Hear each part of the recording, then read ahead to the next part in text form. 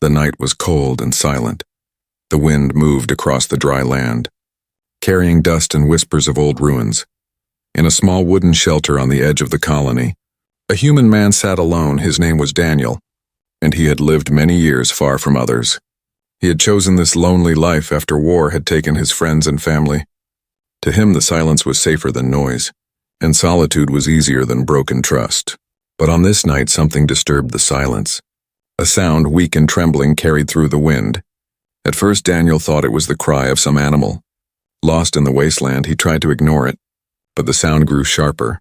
A thin voice, almost human, almost childlike. He stood, took his lantern, and opened the door. The cold air hit his face, and the cries pulled him toward the dark field beyond his fence. He walked slowly, boots crunching against the stones. The lantern light stretched across the ground until it fell on a small figure. Daniel stopped, his heart pressing against his chest.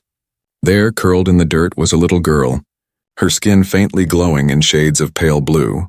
Her hair was tangled with dust and her eyes were wide with fear. She looked like no human child, but her small hands clutched at the air as if begging for help. Daniel knelt beside her. Her body shook from cold, and her breath came in short, broken gasps. She wore no shoes, only thin fabric that was torn in many places. Her lips moved, but the words were strange.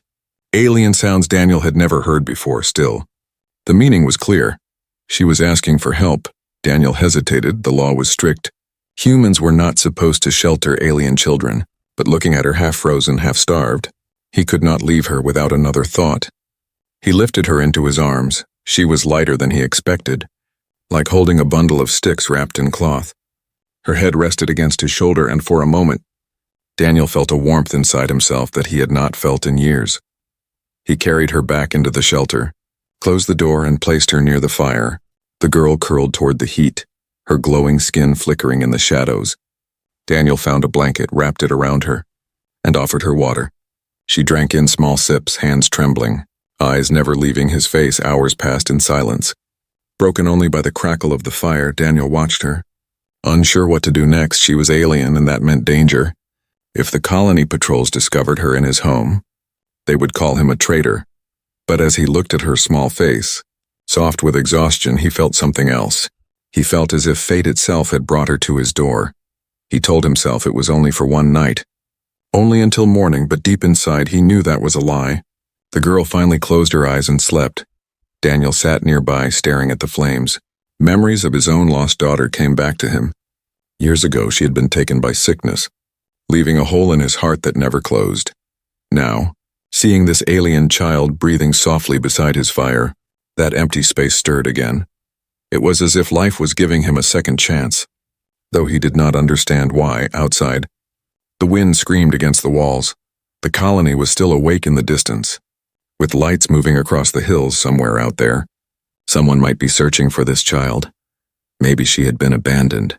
Maybe she had escaped something worse. Daniel did not know, but he felt the weight of her presence already changing him. For the first time in many years, he was not truly alone, and so the night went on. A human man sat guard beside a sleeping alien girl. Neither knew what tomorrow would bring, but the bond of survival had already begun to form between them.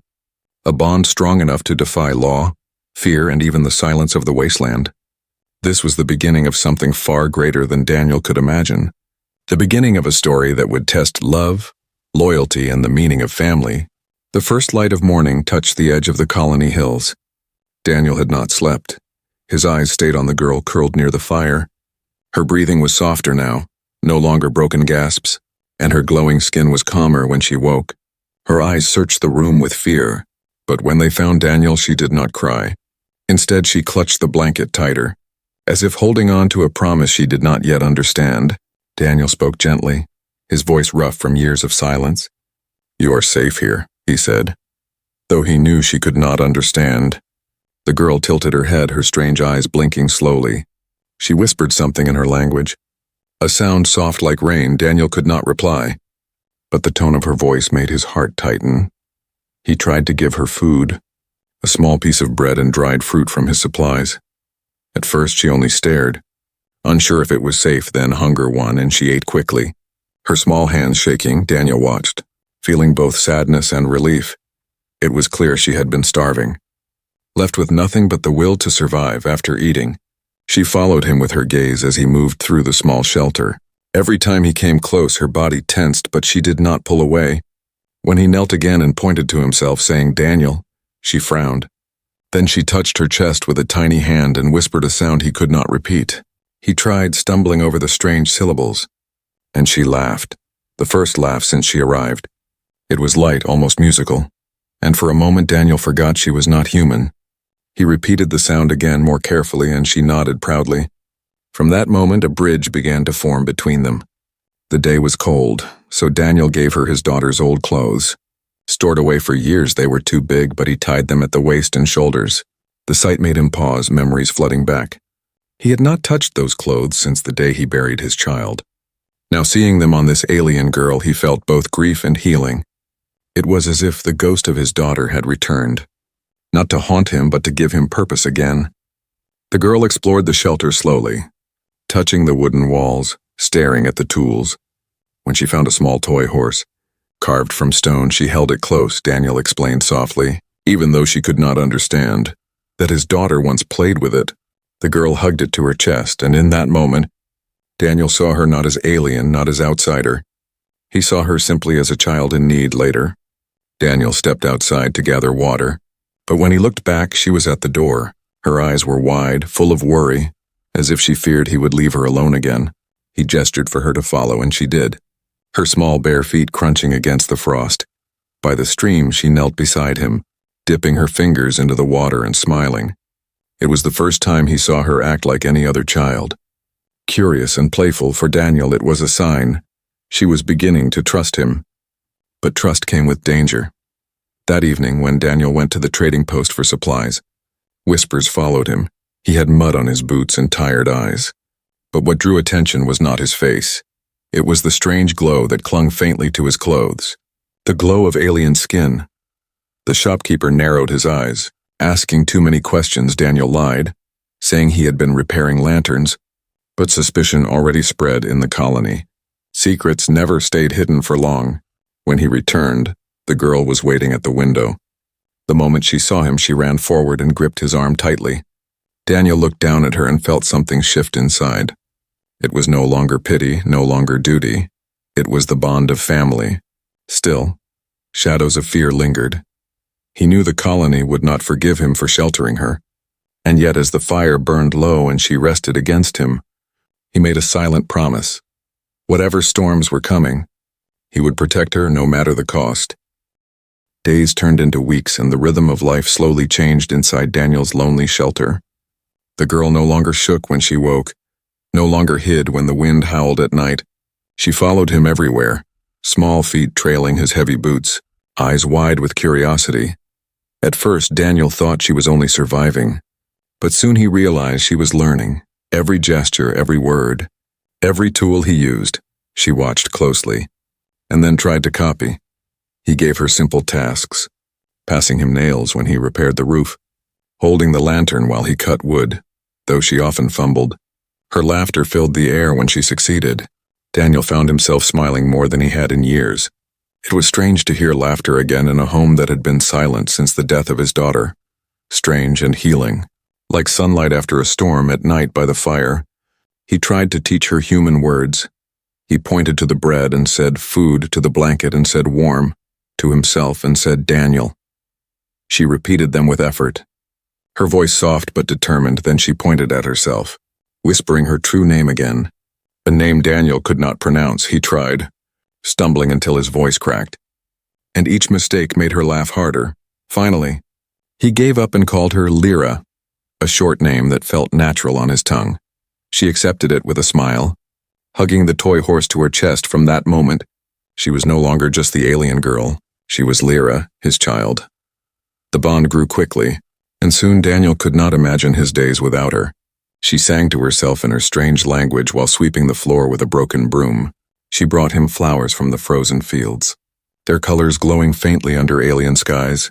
She even began to understand his rules, not to touch the fire, not to leave the fence, not to speak loudly when strangers passed. Still, some nights he woke to hear her crying softly, whispering words to the stars outside the window. It was then he realized she had not forgotten her past. She had a family once somewhere beyond the wasteland, and though she loved him now, part of her heart still reached for them. Daniel told himself it did not matter. He had lost everything, and now he had found her. That was enough, but deep inside he knew that one day her past might return, and he feared it would take her away. Life outside the shelter was not simple. When Daniel went to the colony market, the whispers had grown louder. Some said they saw shadows moving in his windows. Others said they heard a strange voice in his home. He kept his head low, traded quickly, and hurried back each time Lyra was waiting at the door, her small hands clutching the frame, her glowing eyes searching for him. And each time when she saw him, she ran forward and wrapped her arms around his waist. That welcome made every danger feel worth it. One afternoon, Lyra surprised him. He was repairing a broken fence when she tugged his sleeve and pointed at the sky. "Ship," she whispered in broken human speech. Daniel followed her finger and froze. Far above, cutting through the clouds, was a patrol craft, its engines humming like thunder. The ship moved slowly, scanning the ground below. Daniel pulled Lyra under the fence and whispered for her to stay quiet. Her body trembled, and he realized she knew this sound too well. This was not the first time she had hidden from ships like these. The patrol passed, its shadow sweeping over the land like a predator. Daniel held her close until it was gone, but the fear in her eyes stayed long after the noise faded. She clung to him that night, refusing to sleep alone. Daniel stroked her hair and whispered promises he was not sure he could keep. "No one will take you," he said. "Not while I breathe." The days after grew quieter, as if the land itself was holding its breath. Daniel worked harder to keep her hidden, drawing curtains, teaching her to stay low when strangers came. Still, the bond between them only deepened. He began to see her not only as a child, but as hope, a reminder that even in a broken world, love could still grow, but love also meant risk. And as Daniel looked at the horizon, where alien ships sometimes flickered like ghosts, he felt the storm coming closer. He knew the world would not leave them in peace forever. Yet when he saw Lyra smile, when she spoke his name with pride, he decided it did not matter. For now they were family, and he would fight the universe itself to keep it that way. The days grew shorter and winter crept closer. Daniel noticed the change first in the silence of the woods, where even birds no longer sang. The sky was often filled with low clouds, and sometimes far above he saw faint flashes of silver. Patrol ships scanning, searching, their presence like wolves circling in the dark. Lyra felt it too, for whenever the low hum of engines rolled across the land, she would freeze, her glowing eyes wide with fear. One evening, as they gathered wood, she dropped her bundle and ran to Daniel's side, clutching his coat tightly. Her small body trembled, and her voice cracked with a word in her language that Daniel did not know. He followed her gaze and saw it, a dark shape gliding in the distance. The ship's light swept across the ground, searching the wasteland as if sniffing for life. Daniel pulled Lyra down behind a fallen tree, covering her with his arms. They lay there as the shadow passed, the rumble of the craft shaking the frozen branches. It moved on, but the fear it left behind did not fade. That night, Daniel kept the fire small and the shutters closed. Lyra sat close, silent, her toy horse clutched against her chest. Her usual laughter was gone, replaced by quiet stares at the window. Daniel tried to speak, to comfort her, but his words felt weak. He wanted to promise safety, yet deep down he knew danger was closer than ever. The next day at the trading post, the whispers had changed to sharp voices. "Strange tracks near his land," one man muttered.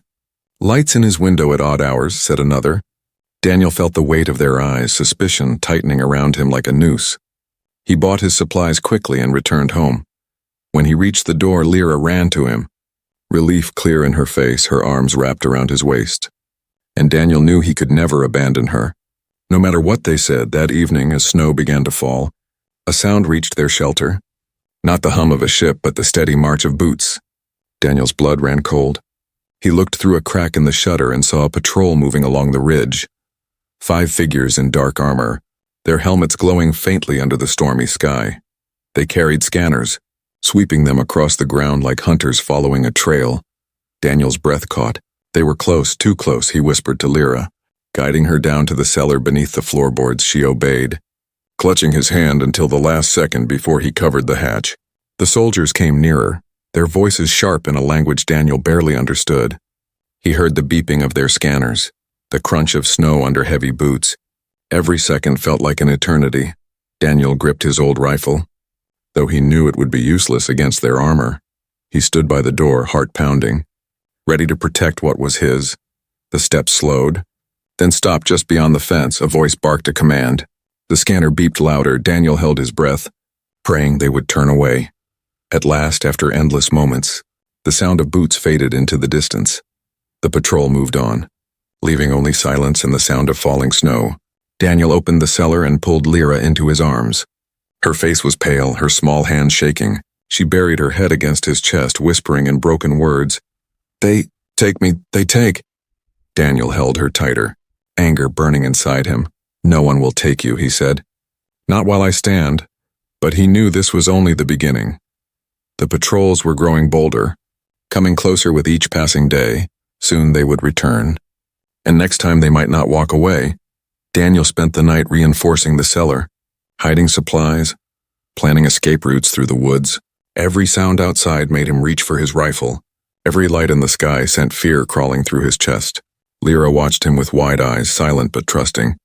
She believed in him completely, and that belief gave him strength. Still, as the storm raged outside and shadows stretched across the snow, Daniel felt the truth pressing down on him.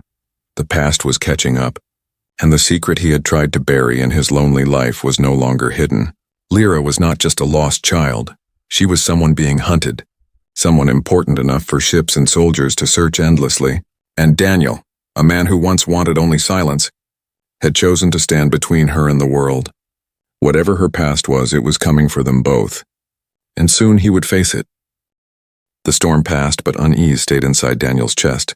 For days he kept the fire low and the shutters closed. Moving only when necessary, Lyra sensed his worry, for she stayed close to him, her laughter gone, replaced by silence.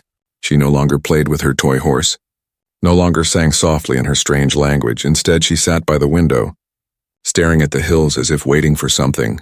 Daniel tried to keep her spirits alive, teaching her new words, showing her how to plant winter roots. But her eyes wandered often, and her hands trembled when distant engines rolled across the sky. It was as if she felt something approaching, something even he could not see. One night, when the wind howled across the wasteland, she whispered a word he did not know.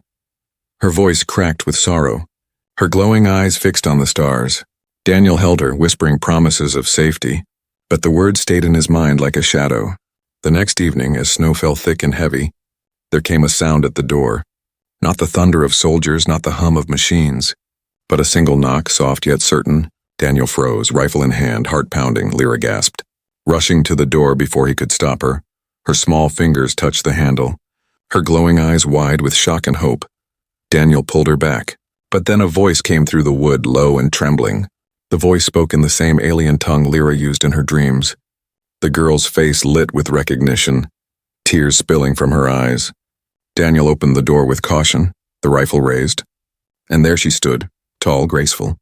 Her skin the same pale glow as Lyra's, though lined with age and scars. Her hair flowed like silver under the moonlight, and her eyes were deep pools of sorrow. She wore torn fabric stained by long travel, her body shaking from exhaustion, yet her gaze held strength, the strength of a mother who had never stopped searching. Lyra broke free from Daniel's arms and ran to the woman. The alien mother fell to her knees, wrapping the child close, their glowing forms shining together like a single flame. They spoke in quick, broken words, their voices trembling with joy and grief. Daniel stood frozen, rifle lowering slowly, his mind spinning.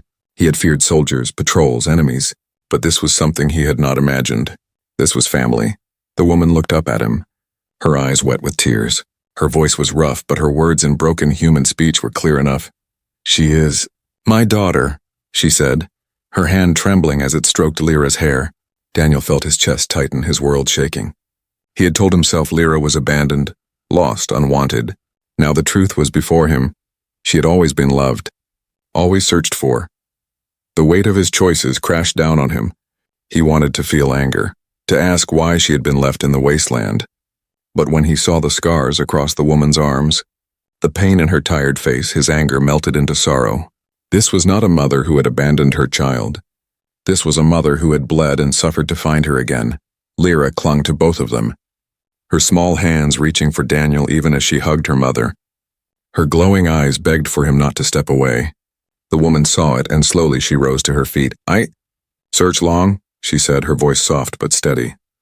War took her from me. Daniel's throat felt dry, his hands shaking as he lowered the rifle completely. He could not speak, only nod. Then the woman said something that broke him even more. Her gaze steady, her voice low, she whispered, "Please, let me stay." Daniel's breath caught. He had expected her to take Lyra away, to vanish into the night. But instead, the alien mother asked not for separation, but for unity. She did not wish to break the bond, but to share it. Daniel looked at Lyra, who now stood between them, her hands holding both of theirs. Her face glowed with hope, tears shining on her cheeks. In that moment, Daniel understood. This child did not belong to only one of them. She belonged to both. To the love of a mother and the care of a father. The world outside might not accept it. The colony might see them as traitors. But here in this shelter, they were family. The storm howled outside, snow burying the land, but inside, the fire glowed warmer than ever. For the first time, Daniel felt he was not alone. Yet he also knew this was not the end. The return of Lyra's mother meant the past was closer than ever, and soon the world would test them all.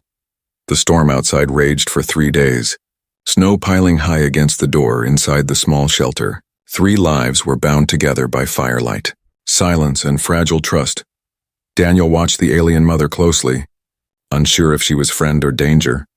Her name was spoken softly by Lyra in her own tongue, but to Daniel it was impossible to repeat, so he called her Celine, a name that seemed to fit her silver hair and sorrowful eyes. Celine moved with care, her every gesture gentle. She cooked roots with Daniel, cleaned the floor with Lyra, and repaired torn clothes with skillful fingers.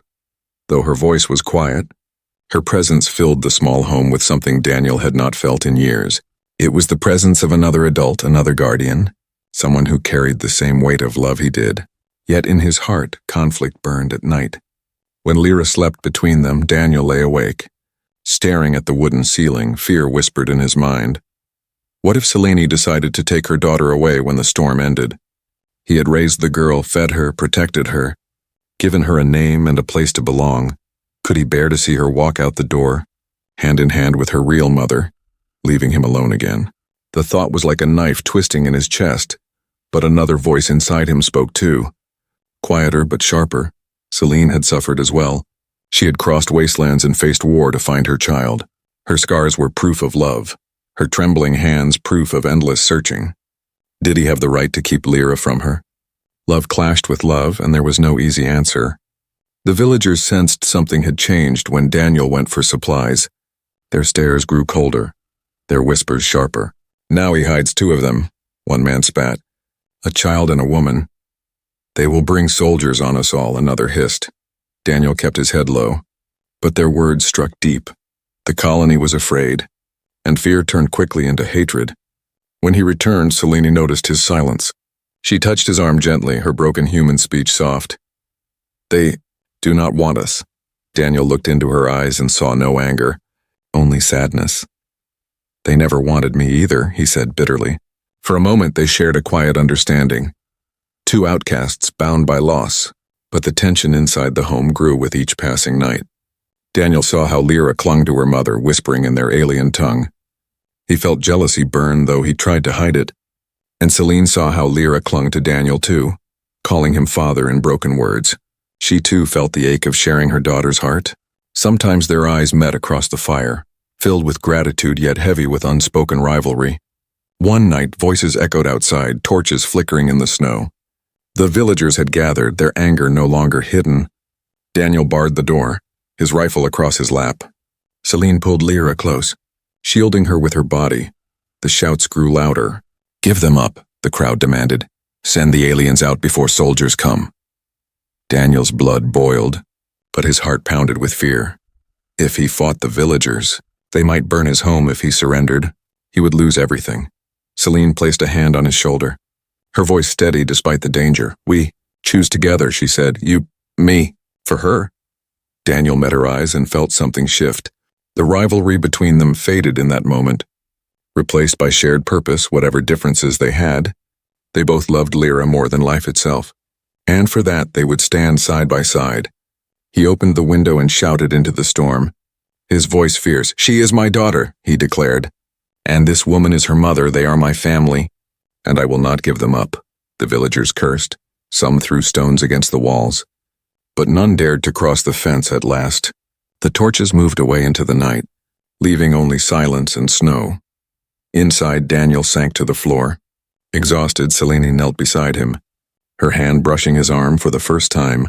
She whispered in his tongue without breaking. "Thank you." Lyra slipped between them, holding both their hands tightly, her glowing eyes shining with tears. She did not understand the full battle, but she understood this. They had chosen her together. Daniel felt the weight of his fear lift slightly, though the danger outside still loomed. Selene's presence no longer felt like a threat, but like strength, and in that fragile peace, they prepared for whatever storm would come next. The village torches faded into the night, but Daniel knew their anger had only begun. Word would spread fast and soldiers would come soon. Soldiers who would not walk away like the villagers. He spent the next days preparing, hiding supplies, strengthening the cellar, sharpening the old rifle, though it was weak against armor. Selene helped without words, her hands steady as she built barricades and repaired doors. Her scars told him she had done this before, lived through raids and attacks, and now she would do it again. Lyra sensed the change, her laughter rare, her small face heavy with worry.